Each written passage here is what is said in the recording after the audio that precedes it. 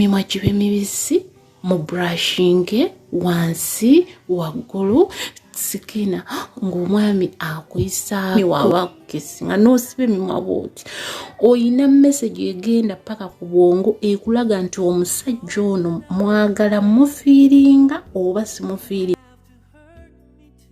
Hello, abikwano mbalamusizzaako abanya gange nga nze Senga Fifi. Olunaku lwa leero tuzze ne program gye bayita Kiss. Tugenda kwogera ku kisses ezikubibwa abantu nga mweyagala.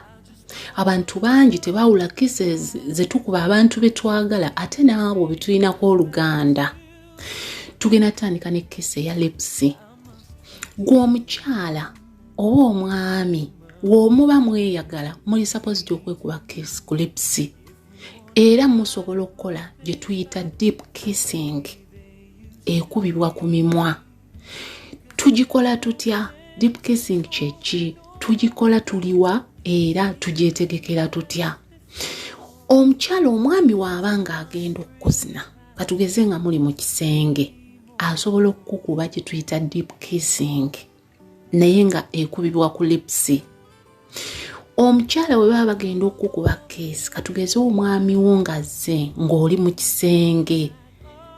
mu kisenge najja n'akukwata mu kiwato oyina okuyiga we beetegekera kiss batya nti omukyala osooka ekisookera ddala mu byonna kwe kusitula omutwe n'otunuulira omwami. Ekyokubiri yiisa olulimi ku mimwa kubanga nakugamba si kirungi omwami okunywegera oba gwe omwami omukyala okunywegera ng'emimwa gyo mikalu. Tuyige buli omuntu yenna waba agenda okukisinga ku lips zo osookanga kubisiwaza mimwa. Nabagamba ekintu ekyo kiba romantic. Ekyokubiri kireetera kiss okuwooma n'okubeera nga etambula bulungi oba ng'eseerera. Tuli ku lips. Omwami bw'oba ogenda okukisinga omukyala ku lips oyina waba ng'ayimiridde oyina okukwata ku matama ge n'omuyimusaamu oba ku kalevu n'omuyimusaamu omukyala n'akutunuulira mu maaso then asobola okuzibirizaamu oba kyonna kyawulira kyakola ki kyayagala. Wobeera nga tukola gye tuyita lips kissing omwami oba omukyala oyina kutandikira ku mumwa ogwa waggulu. Omumwa ogwa waggulu gw'osooka okunywegera awo n'oyooka ossa ku mumwa ogwa wansi. Omumwa kuno woba ogunywegera togunyweza nnyo kiss esooka. Oyina okugendako mpola bw'oti n'obanga agusibamu katono then n'ogubrushingsa ogwa waggulu ogwo gwa kissinga nga bw'ossa. Okwekisinga tekiriiko mukyala nti oba mwami nti yalina okukikola. Ffenna we tuba mu laavu nga twagalana omuntu yenna asobola okukisinga munne. Tekiriiko mwami, tekiriiko mukyala. Era tujja kuddayo ku lips zino eno nga tuzikisinga naddala nga tugenda mu kikolwa eky'okwezina. Senga omwami abeera ng'agenda kisinga omukyala ng'ali ku buliri, omukyala era ekintu kye kimu yiga okwetegeka nti omwami wo olujja bw'ati n'akukutamako ng'obadde weebase kyabugazi ku buliri. Ekintu ekisooka mu byonna era kusitula kalevu n'owanika omumwa waggulu. Notta ku maaso ate ekyeddako kubeera kuyisa lulimi ku mimwa nti omwami w'abazze okukisanga mumwa guno nga mukalu. Omukyala omwami w'aba ng'akukisinga oba oyimiridde oba oli ku buliri oyina okusikina. Omwami w'aleeta omumwa n'akusiba wati omumwa ogwa waggulu oyina okukola mu sawundi nti oba kitegeera nti ekintu kino katugeze mubadde mugenda kwezina kireeta obwagazi. Kirina engeri gye kikwongerako, kirina engeri gye kikusikamu oba kitegeera. Oyina okukola sawundi eyo ng'omwami akukisinga. Temwekisinga kisi nkalu kubanga muba mugenda kola ki muba mugenda kwezina omwami wasibwa omumwa waati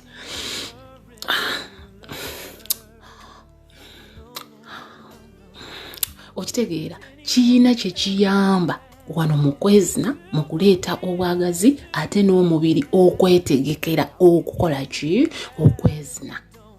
Tuli ku kisa ezikubibwa abaagalana nti ne waaba nga temugenda kwezina omukyala kabeere kakodyo nti omwami wakukisinga ne we mubanga muli bweru era oyina okusikamu omukka ekiraga nti oli romantic nti wakukisinga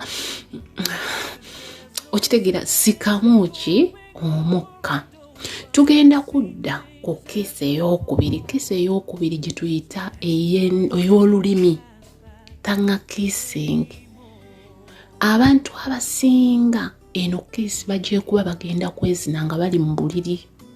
N'olwekyo bw'obanga ogenda okukola tonguexkiss ekisookera ddala nti weetegeke obeere ng'osenyezza bulungi. Wobeera osenyezza bulungi n'oteekamuko ne mouth wash mu kamwa nti omwami oba omukyala tawulira lusu lukola ki lukuvaamu, kuba ekintu ekisinga okukyayisa abantu okwekesinga ye kawoowo akabi akatuva mu kamwa. N'olwekyo tonguexkiss abasinga tebamanyi engeri gye bayisanganya nnimi nga babadde bakukisinga olulimi oba engeri gy'oluzannyisa mu kamwa. Omukyala omwami waaba agenda okukola tonguexkiss oyina okwasama oba gwe omwami okwasama ti omwami ono w'omukyala n'abeera ng'asobola okunaayiza olulimi luwaati n'omumwa gwe. Musobola okwekisinga nga just muyisa ennimi kuli omu ku lwa munne waggulu n'oyisa olulimi ku lw'omunno waggulu ne muyisinganya ennimi. Osobola okukisinga omukyala n'omuzannyisa olulimi munda mu matama. Ate ekyokubiri omwami waaba ng'abadde akukisinga ku omukyala ng'akuzina osobola okusiba olulimi lwe luno n'olusibira munda mu kamwako oba n'olunuunanga swiiti. Mu abakyala bagamba nti temumala osobola okukozesa olulimi luno eno ng'omwami abadde akuzina n'oluteeka mu kamwako n'olusibira mu bwoti n'obeeranga alunuunanga swiiti. Ekintu ekyo kirina engeri gye kireeta feelings wansi mu abakyala abatamala. Nabagamba naddala w'oba ng'osobola okukola kye nakugamba nti omwami waba akuzina va mu nsi feeling omwami otambuze ebirowoozo bino osikwate olulimi lwe olwo olusibire mu kamwako bwoti ojja kuwulira ng'okola ki ng'omala. Mu abakyala balwawo okumala nti tonguexkiss erina kyetuyamba. Ekyokulala era tonguexkiss nti omwami osobola okuddira olulimi lwa mukyala wo n'oluyisaako amannyo mpola ng'obadde omukisinga olulimi n'obanga alulumamu bwoti n'oluyisaako amannyo bwoti nga bw'okola ki nga bw'okuutako katono. Temuluma nnyo ate kulumya muntu oba okitegeera. N'olwekyo tulinayo kesi endala esembayo nti ye kesi okwetolooza olulimi ku mimwa gy'omukyala. Ekesi ey'okwetolooza olulimi ku mimwa gy'omukyala nga luliko amalusu nayo nnungi nnyo mu biseera by'okwezina nti just kumwetoloozaako bwoti lulimi nga bw'olwetolooza nga bw'olwetolooza kireetera omukyala okuyima ate kimuleetera n'okufuna amazzi w'obanga omuzina. Kubanga nabagamba nti emimwa gino tegyawukana na kasolo nti weyabayi nti omimwa we giba mibisi n'akasolo k'omukyala wemma naye eba mbisi. So n'olwekyo kiba kikuyamba nti obeera omuyambako okufuna ki amazzi. N'olwekyo ezo ze kisi zensobodde okusomesaako. Nkugambye bwe baba bakukisinga fuba okulaba nga bakukisinga ng'osikina ng'osika omukka. Omwami musiba olulimi waba akukisinga musiba omumwa. W'obeera okisinga kisinga ng'obrushinga emimwa gino brushing nakugambye girina okubanga mibisi brushing emimwa gy'omwami brushing emimwa gy'omukyala ng'obadde omukisinga woba okisinga mpola mpola ng'oteekamu feeling tojja kupaala bupaazi omwami mukyala n'omukwata n'omukubiri ku kisenge n'otandika okumukisinga nga byampaka. Okukisinga kuba kwa kweyagalira. Abakyala abasinga tebaagala baami bakisinga naye ng'ate kirina kye kikuyambako ggwe ng'omukyala naddala mu biseera bino byaki ebyokwezina omwami wabanga kukisinga nga wakuzina kiyambako emmana y'okufuna amazzi. Tujja mpozi kwogerako ku kisa eyo gye bayita ey'okuneilinga ti omwami n'akukwata n'akuteeka ku kisenge bw'ati n'akusiba emikono n'agikwatira erudda n'erudda gw'omukyala n'omusemberera mu kifuba era omwami n'abeera nga kukisinga nga temwekutteeko just nga mimwa. Okukisinga communication nayo yakwezina oba okitegeera naye nga temwogedde nga just mukozesa mimwa gino gyokka. Abakyala okukisinga kuteeka mu mmoto abami mubakkirize babakole ki babakisinge kirina kye kituyamba naddala ekyo kye mbagambye ekyokufuna ki ekyokufuna amazzi ate nammwe abaami mutukisinge nga tubadde tukola ki nga twezina oba nga tugenda okwezina eyo nayo communication nti omwami waava eri n'ajja n'akukisinga nga mulimu ekka mu kisenge kyammwe kibeera kitegeeza nti ayagala kukola ki ayagala kuzina. Si buli ssaawa nti omwami agenda kujja kugambye nti kati mpa ti oba kati twezine oba okitegeera mukozeseeko ku bintu ebirala ebisobola oba sikaate paka mu kitanda. Emimwa gibe mibisi mu brushing wansi waggulu sikina ng'omwami akuyisaako okitegeera kola sound yeyina ekintu kyereeta. Simanyi oba abantu abalala okukisinga kubayisanga nze tinze omwami wabantu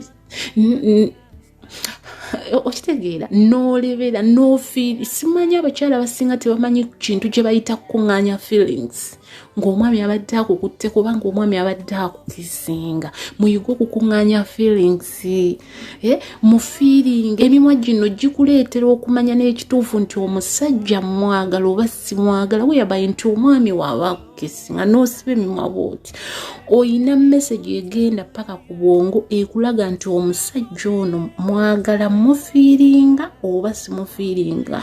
Kuba omusajja woba nga tomwagala gwe omukyala n'akukisinga n'otamufiiringa kisi eno erina amasannyalaze geetambuza ne gagenda paka munda. N'olwekyo twettanira okukola ki okutukisinga bwe tubeera nga tugenda okwezina.